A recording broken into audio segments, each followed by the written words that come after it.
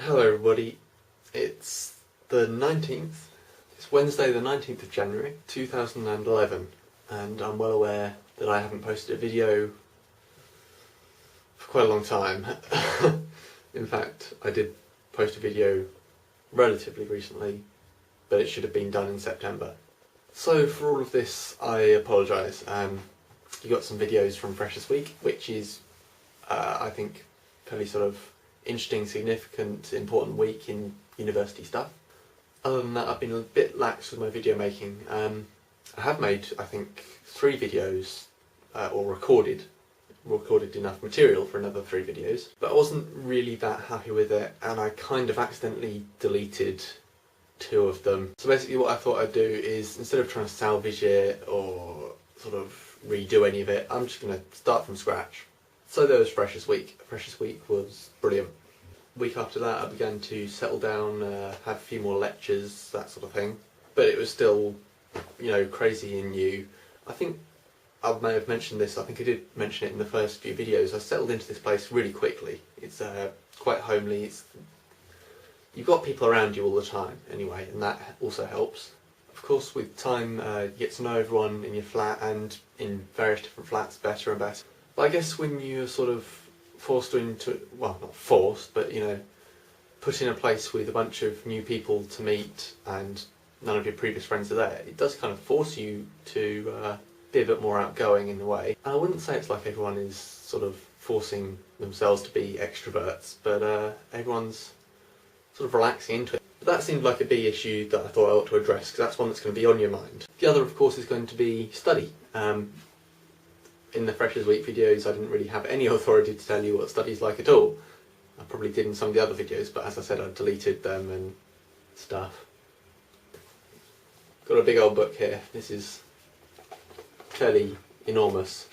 And at the back is this thing, which is all references. Okay. Something about study you can learn at university is, if you're doing some sort of scientific or sort of really heavily academic side of things rather than vocational, and probably even if you're doing vocational studies, you're going to start doing referencing. I think the more reading you can do, the better. I can't imagine a subject where that's going to be wrong. And lectures are not what I thought they'd be. Lectures are less sort of lessons in a subject, more sort of proper, good, hour-long introductions to a subject. You know, a really good introduction, which will point you in all the right directions. I didn't get this to start with. I thought, right, I'll make some notes on lectures, I'll learn those notes. That's what I need to learn for my degree. Wrong. Badly wrong.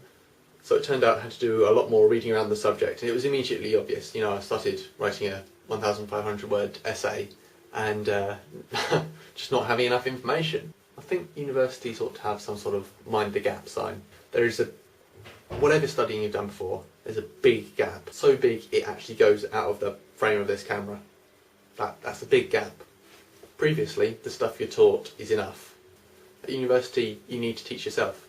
Also, you kind of want to teach yourself a bit as well, because it's a subject you're interested in, presumably, otherwise why have you come to university? But, you know, you have the internet, you have libraries, you are flooded, you're absolutely flooded with information when you first get here. Which brings me on to my main point about Aberystwyth University. No matter what you really want, it is here. It is here somewhere. And all the information you're not flooded with is readily available. And I don't just mean that in terms of academic info, I mean sort of any clubs, societies, vague interests, supplies. I mean, at the end of the day, all the staff are very supportive. You can go and ask them anything. You've got all the resources in the world. And this leads me on to something probably more general about students. Despite having everything at your fingertips, I found a lot of students, they don't always do everything. They don't always make the most of these things. I'm particularly guilty of this myself. I've been a bit bad with my work this first semester. I wouldn't say I've let it build up on me so much, but I've let the deadlines creep up until they really shouldn't have. Because I thought, you know, okay, find some studies, write it up. Turns out the whole process of writing a good report is more time consuming than you would have thought. Not in a bad way, not like it's laboriously time consuming, it just takes a while because it's supposed to be proof that you've done a lot of work. So I've let deadlines creep up on me and didn't really learn from my first mistake or my second. But I'm getting there now, and I've just finished 3 exams. The last one was this morning. I've now got a while until next semester starts. And believe me, I haven't had any staff telling me this. I haven't had sort of any narky notes in my markings for reports. This is solely my own choice. In this spare time before the next semester starts, I'm going to get reading, I'm going to get doing my work before term even starts.